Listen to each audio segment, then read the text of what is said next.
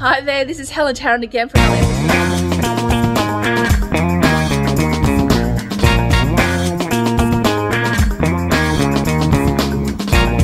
here with our whole team. Wow, it's massive.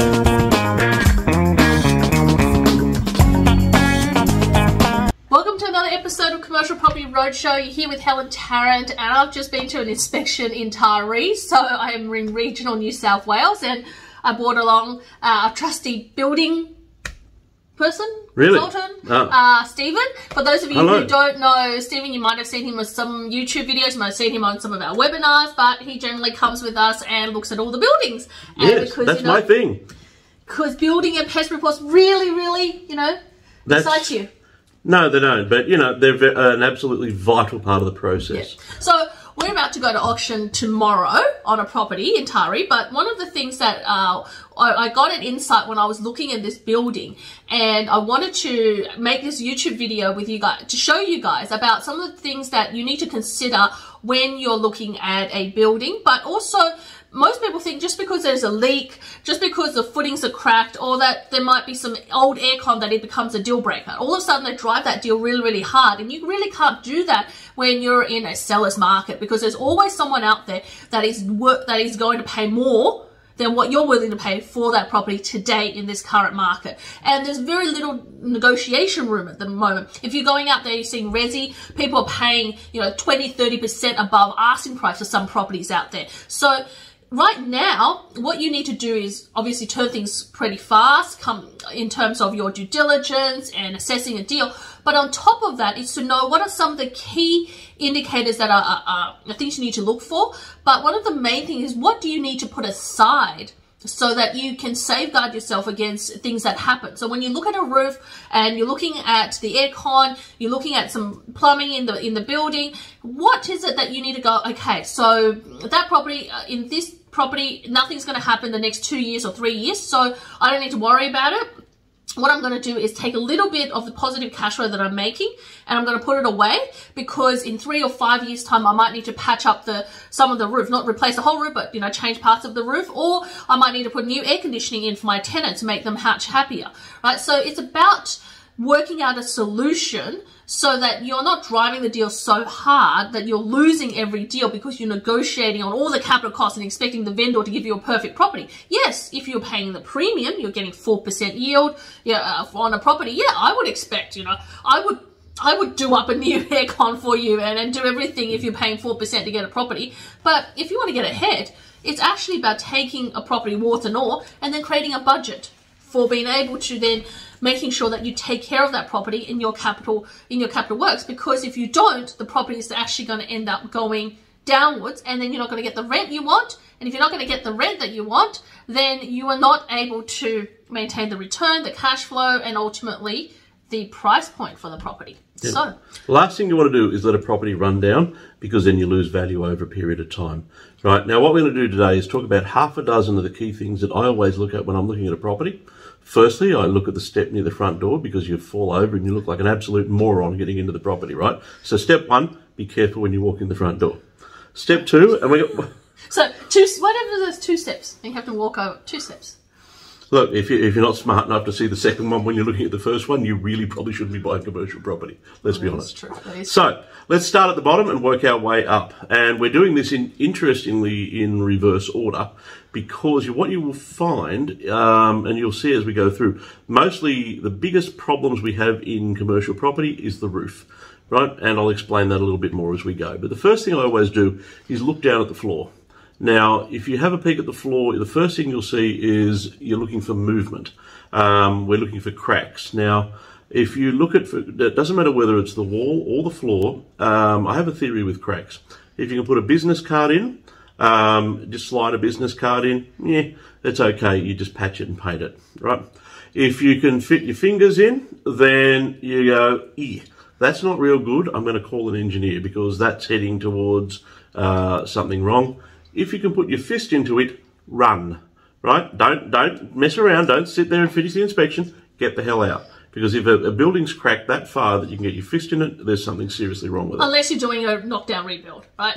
In which case, you go, ooh, that'll save money. We'll just knock it down. right? Slam the door on the way out, it might fall down. Hard to tell, right? Yeah, and that's one of the things that why we're so insistent about citing the property deals when we go and put our clients into a property deal is because agents don't look down and they don't look up and they don't film the air conditioning, and there's lots of things that are beams, walls, and places that they don't show you that you need to look at when you are buying a commercial property. Exactly, and there are two reasons you shouldn't do a building and pest report. The first is you're a builder, or the second is you're a building inspector. They're the two reasons you wouldn't do a building and pest report. Or if you have us and Stephen comes along and does it for you as we're going through the process. Sure, but, you know, I'm not going to look at all of them. Just, you know, focus. Yes. So, then we look at walls, right? Now, walls can have a series of issues. One of the main ones is step cracking, where you see the bricks fall apart on the joints. And that can either be a sign that the footings move. So if you look down and you look at where the wall joins the floor, if there's been movement there, you go, ugh, all right, there could be a serious problem here. We get an engineer in. And again, remember, hand in, call the engineer. If it's above a window, then sometimes there is a metal bar above a door or window to hold the rest of the bricks up. If that has rusted and exploded, then that can sometimes squeeze the bricks up and cause problems.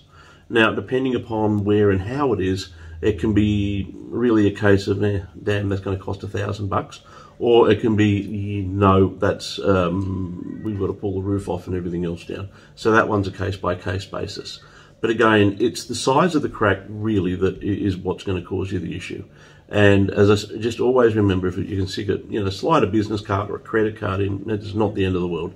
But if you can fit your fingers in or your hand in, call the engineer unless you're an engineer. In which case, you should figure it out yourself, right? So that's walls and footings, right? We're looking for movement. We're looking for the building not being built properly. And sometimes people think we're weird because we're actually go in there and we start jumping. Yeah, and that's interesting when you're on a timber floor, right? If you get more, a timber floor is designed to hold roughly 500 kilos per square metre, right?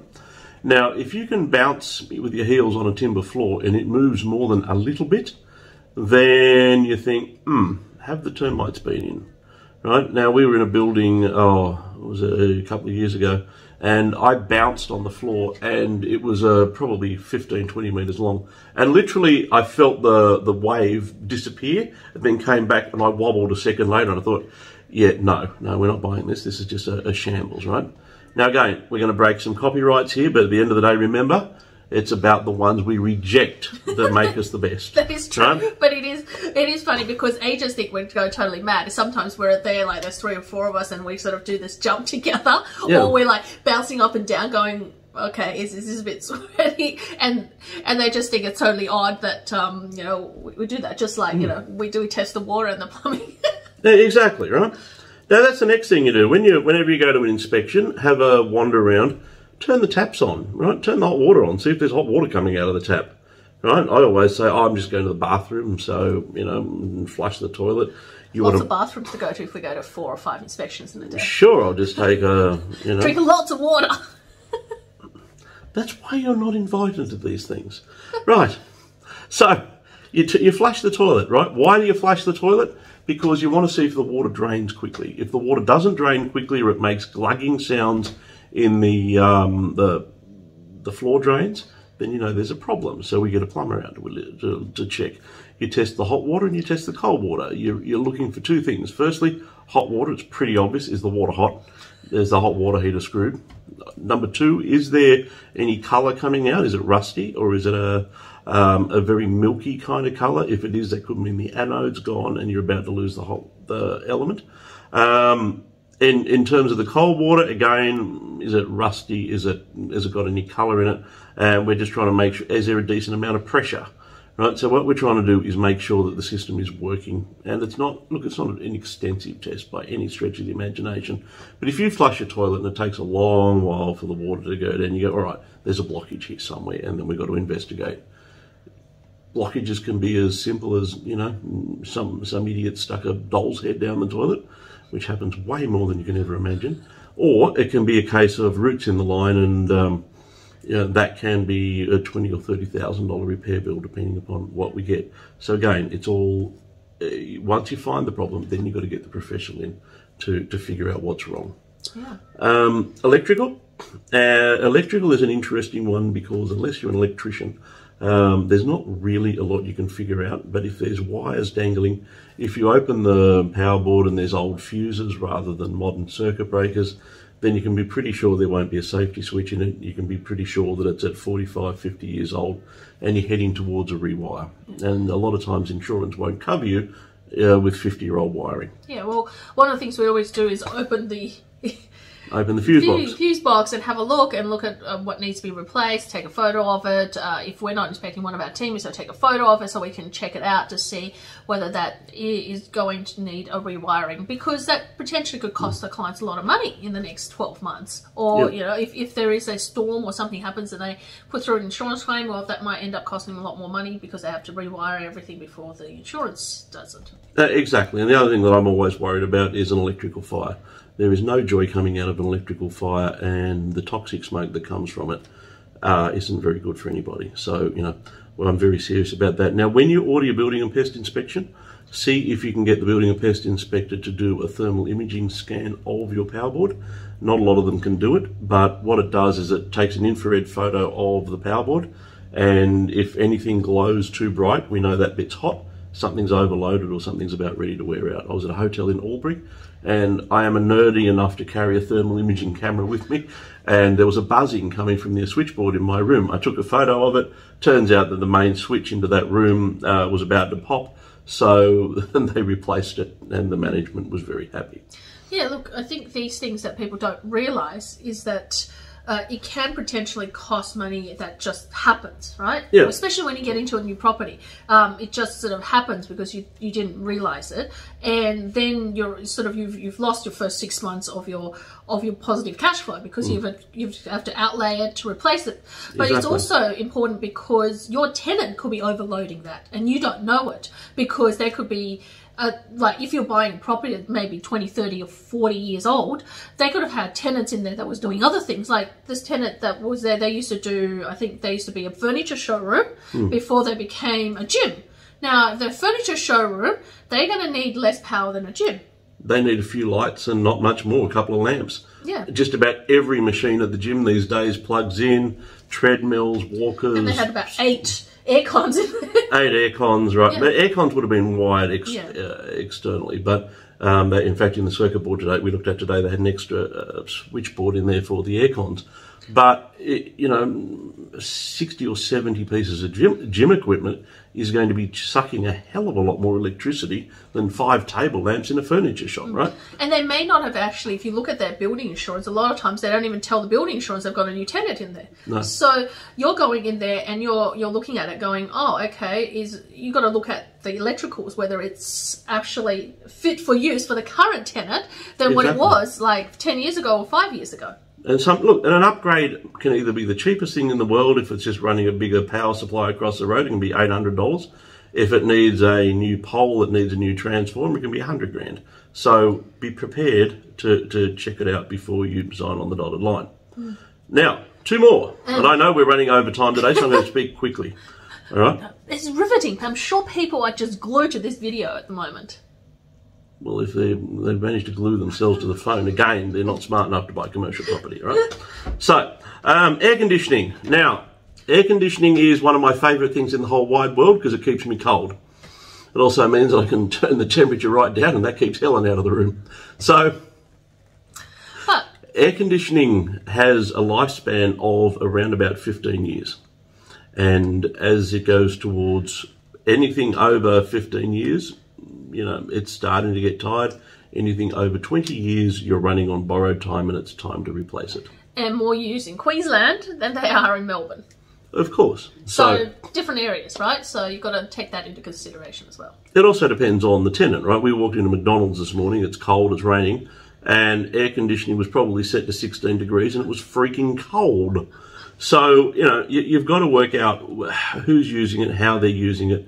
And one of the things to look at is there's 2 things to it. Service records of air conditioners are important, but if you service your air conditioning regularly, it's not going to make that 15-year lifespan magically happen to 30, right? It is more likely to get you to the 15-year lifespan, because if you servicing an air conditioner really isn't much more than cleaning the filters, making sure that there are no vibrations or buzzes in the motor that are ready to fail, and looking for leaks in coolant and looking for leaks in any oil that's happening, so that it shows that a seal's broken in a motor or a fan blade, right? So assuming that the air conditioning has been serviced correctly, which means the filters are being cleaned and it's been looked after, that will probably get you to 15 years, maybe 20.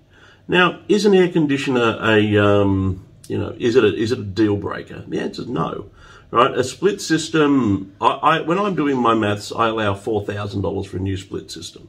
Right, most of them are cheaper than that. Some of them are $2,000. Some of them are $2,500. Some are $3,000. They go up roughly $500 per size increase. Right, but there's not many air conditioners that are $4,000. So if you've got 5 of them at $4,000, that's 20 grand. Is a $2 million purchase, that's 1% of the purchase price. And they're not all going to break at once. No, and you can probably do a deal on that, right? But assume, some of the big package systems are an absolute bomb. If there's a 40-year-old building with what's called a package system, which means you've got an air conditioning room somewhere in the building, then I'm not even going to try and give you an estimate on that. To air conditioning a new building is anywhere between $150 and $200 a square metre. So if you've got a 40-year-old system, then you've got to go, well, all right, this is heading towards dead, right? I mean, I'm 50 and I don't look that good. I wouldn't want me cooling your room either, right? So, as you get to the bigger and bigger stuff, then you need to get someone more professionally involved.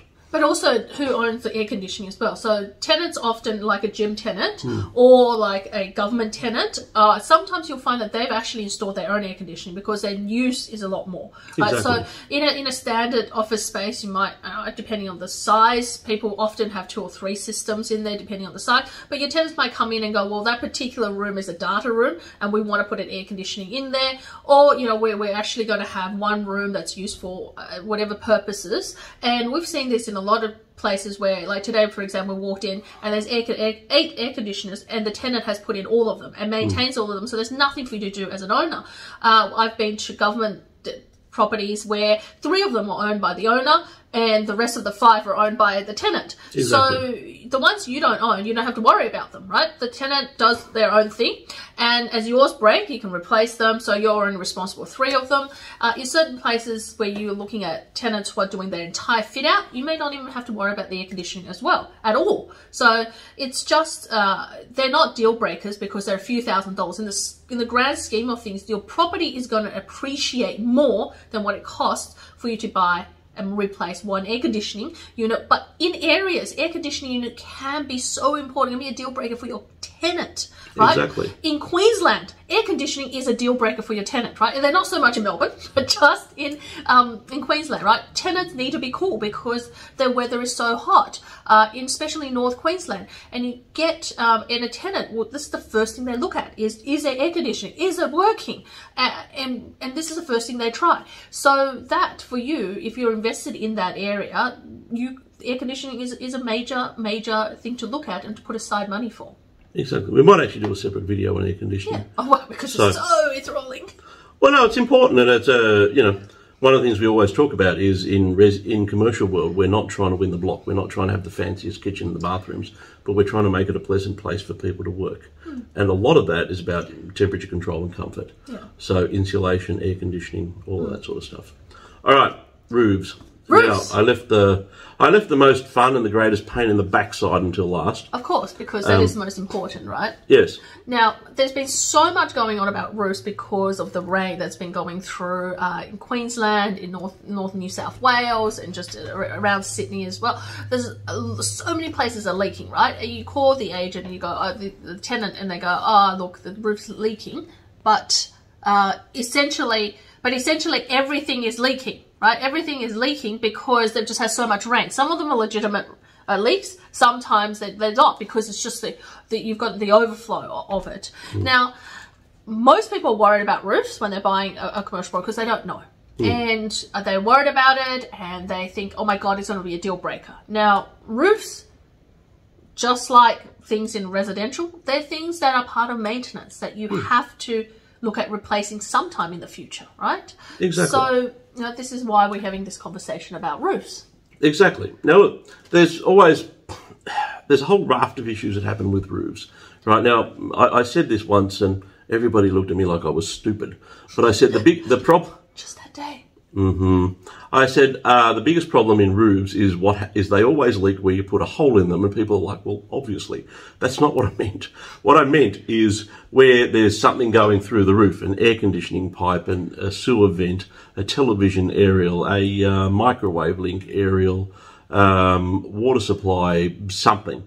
That is where they leak, particularly skylights, because you put the fitting on the roof, and then there's a sealant that goes over the top, which is designed to stop the water going through. Now, imagine it's 10 years down the track. There's 365 days a year, so we've had 3,654 heat, cool, shrinking cycles, right? So every day the thing's heated up, cooled down, heated up, cooled down. And if it's out in the sun, it's had 3,650 days of sunshine. So over time, anything like flexible sealants go hard. So they contract, and that's where they leak. So step one is if you look at a roof and you go, well, wow, the roof's leaking. All right, why? Is it leaking under where the sewer pipe goes through the roof, or the exhaust pipe goes through the roof? Is it leaking around a skylight? Is it leaking around a kitchen range hood? If that's the case, then the chances are that it's not a crazy expensive fix. You can do it for a couple of $100 to a couple of grand by just replacing the sealant or the deck tight. Where it's an issue is, brown is not your friend in either the sewerage or on roofs, right? So if you look at the roof and it reminds you of a sewer problem, then you suddenly go, all right, we're starting to get to a point where we've got to replace these things. Now, what does that cost? Well, it depends on how much crap is on top of your roof. So a normal roof to replace is about $80 a square metre. Right, so if you've got 100 square metres at $80 a square metre, it's just a really simple roof, no air conditioners, no anything on top, it's going to cost you about 8 or 9 grand. If, on the other hand, there is like one we looked at up in Queensland recently, which had 15 air conditioners, 2 television aerials, 4 sewerage pipes, and God knows what else hanging off, right? Solar panels, they're always my favourite. You've got to take all of that crap off first, then you've got to replace the roof, then you've got to put it all back, right? Now, just to pump down an air conditioner is going to cost you $500. So this roof went from being $100,000 or an $80,000, was a 1,000 square metre building. It went from being an $80,000 to $90,000 exercise to $160,000 because of all the stuff on the roof, right? Because it had to get a crane in, stop traffic, move it, put it somewhere. There was lots and lots of work to be done. So $80 to $160 per square metre is the cost of replacing a roof. Now, one of the things Helen said before is you've got to allow, no matter what you own, you've got to allow for maintenance, right? It doesn't matter whether it's your car, it doesn't matter whether it's a building, you've got to allow for maintenance on this thing. Now, my rule of thumb, and it might be different for Helen, is if it's a newish building, I allow about 0.5% of the income per annum. So if this thing's yielding 7.5%, in my mind, I take it down to 7 and go, all right, whatever that part is, that's what I'm going to put aside to amortise the costs for things needing to be replaced. So if they're getting, say, $70,000 a year on $1 million purchase, would you be putting aside? If it's a new building, 3.5. Is that 3.5? 4 or 5 grand. Yeah, 3. Okay. 4 or 5 grand a year. Yep. However, if it's an older building, I double that. Right, and if it's an older building with its air conditioning coming, because again, we looked at a building the other day in Maitland, and I was worried because it was about a 35-year-old building, but they'd replaced the air conditioning 7 years ago. So I was like, all right, no problem. That's got another 15 years to go, or sorry, 10 to 15 years to go. Didn't have to worry about that. So part of it is you've got to work out where the roof is. If the roof's already starting to get rust stains on it, then you say, all right, I've probably got 5, maybe 7 years to go in that So we work out the cost of a new roof and then we amortise that over 5 to 7 years. Yeah. But again, we're hoping that that will be reflected in the price of the building, because if your building's $1 million, but we know the roof's got problems, we might get it for $960, $970. So over time, that'll work itself out. It's a balance. It's a balance, and you're not going to get all the whole roof off. So if the roof is going to be $150,000 to replace, the vendor's not going to give you $150,000 in this current market. They're not. So to go in and ask for that, you probably blow the deal, right? So maybe 50% of it, go up front and said, hey, there's 100 grand or 150 grand worth of works, take 50 grand off it, we'll come to the party in the other one, and that's what it is.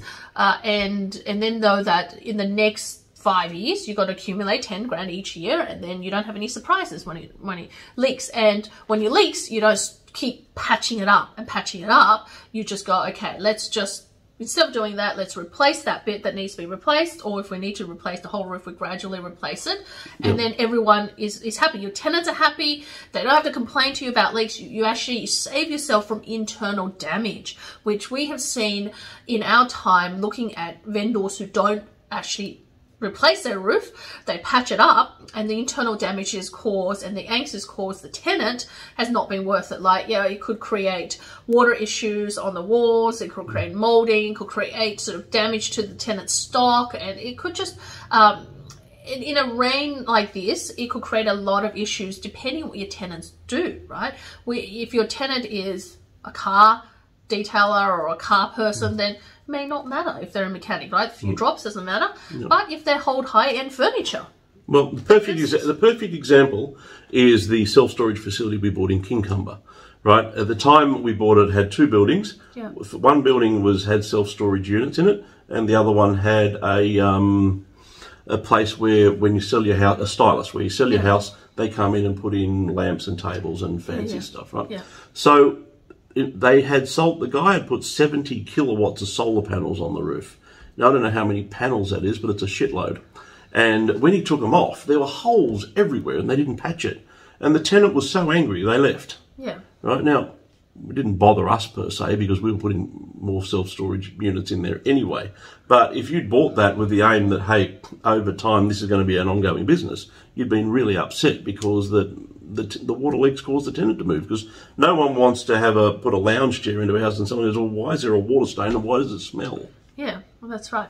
Yeah. So this is one of the things that is important. But look, every property is different. At the end of the day, every single property, every single deal you do in commercial is really unique. And this is why we've given up a day of our time to come up to Tari to actually see a property, because everyone, as part of a client through our buyer's agency program, we actually cite, or one of our teams actually cite, your property to our standards, so that we get to see and we get to know those ins and outs. And each property is different, whether you're doing warehouse, whether you're doing retail, whether you're doing a commercial and resi, or whether you're doing an office space. We're all looking at different things, and we're trained to look at different things just from experience. And this is one of the things when you do come on board with us, we give you that knowledge and that experience, and it's quite a journey. Like, you learn as you go along. So this is just a tiny snippet today. I know this video is a little bit long, but it's a tiny snippet of what we cover off in our due diligence process. Exactly. So if you are looking for someone who are working with you to be in partnership with you to build that long-term portfolio, that true passive income through commercial property, then do reach out to us, helentarrant.com. Send us an email. We'll jump on a strategy session. Let's talk through what exactly is it that you need for commercial property, what kind of yields, what kind of property, and then we can identify, go out and hunt those properties down for you, and also do the due diligence and look at what is it that are deal breakers and what is it that are not deal breakers. Exactly. And also, when you're emailing Helen, tell her what you want us to do more videos on, and we'll help with that. Yeah, absolutely. Right. So comment below if you want anything specific on any questions. Email us, helen@commercialpropertycashflow.com.au. Yeah, the video would have only been 24 minutes if you didn't have that ridiculously long email. Of course, right. Right. But do reach out to us and do look out for the next video. But in the meantime, don't forget to subscribe, hit the bell, but comment below. Let us know what else you want to know more, if this video has been a help to you, and we look forward to seeing you on our other videos in the future. Okay? Thank you and good night. Bye.